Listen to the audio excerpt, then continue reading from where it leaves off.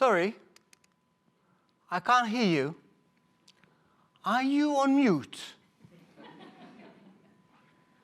Is your connection okay?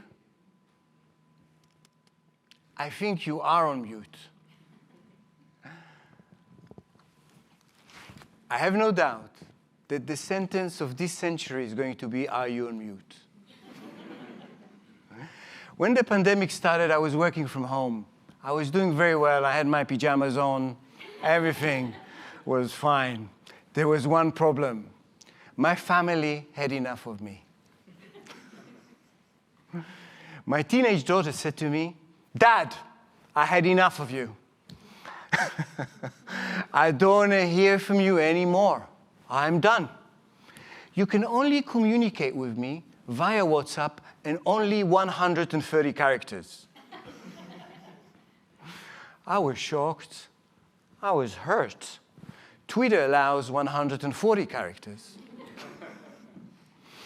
But in truth, I was lonely, I was disconnected, and I was a little bit of a bedroom dweller with my pajamas at home. After a while, I realized that my situation reflected a wider issue within society. I wanted to understand that and see what we could do.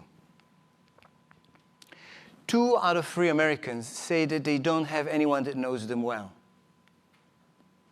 15% of the population in the UK is living alone. Millions do not have any human contact with anyone.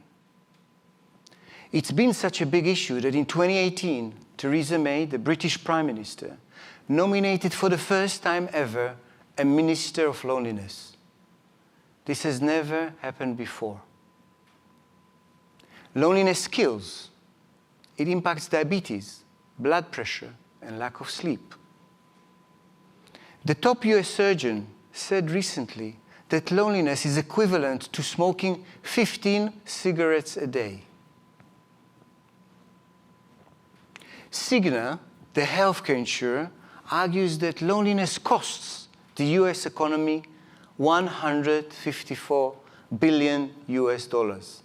I repeat that. Loneliness costs the US every year $154 billion. To put this amount in perspective, this is like giving away $400 for every woman, man, child every year in the US.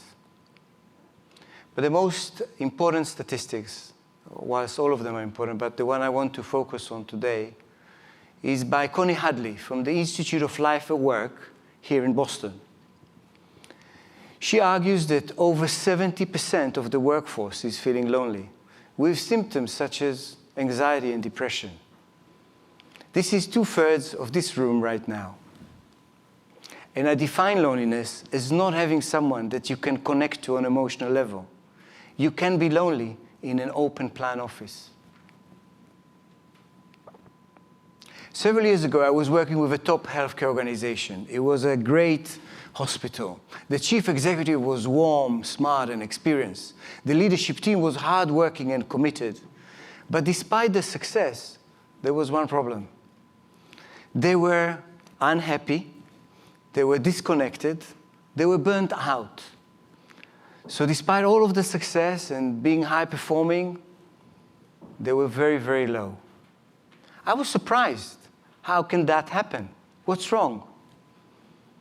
It turned out that they were spending hours in meetings, looking at key performance indicators, dashboards, and traffic lights all day. Their bosses introduced measures and targets that were impossible to achieve.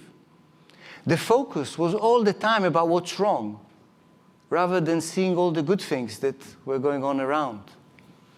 This team was under the tyranny of the tangible.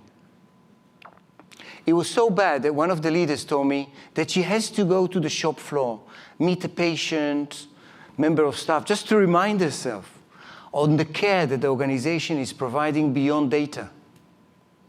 It helped her recharge her batteries, reconnect with personal values, and the wider organizational purpose. Martin Luther King Jr. said, "I have a dream." He didn't say, "I have an Excel sheet."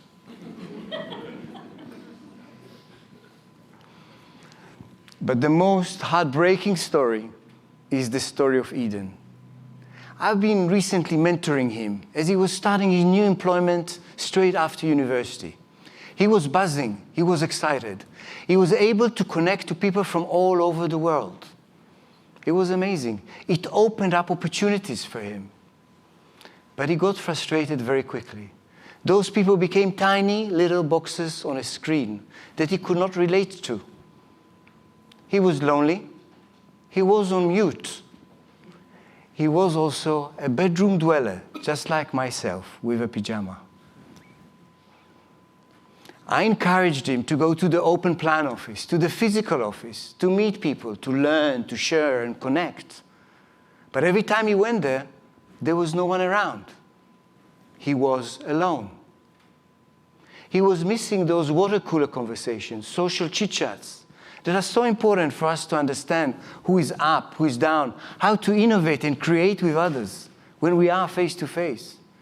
Those social conversations, chit-chats, water cooler conversations are so vital when you're starting a new job and you're trying to learn about a business. And you can only do that in person. So what can we do? One, the late actor and my hero, Robin Williams, said, I don't mind being lonely, but I do mind people that make me feel lonely. So I want to ask all of you, are you unintentionally make people feel lonely? Are you busy with your own agenda, or are you open to other people's emotions and feelings? And do your behaviors match your intentions? Because people will judge us on our behaviors, not our intentions. Two, I would like to encourage all of us to communicate more with the heart, not just the head. Create micro moments of human connectivity. The senior healthcare team that I mentioned understood that. They are meeting for lunch. They are fighting back the tyranny of the tangible. They are sharing stories about their teenagers, struggles at home, but most importantly, they are supporting each other on work-based issues. They are doing well. They are connected. Finally, I would like to encourage all of us to reach out to the bedroom dwellers. They can be in your office. They can be in the next door office. They can be in your department. They may be sitting right next to you, right now.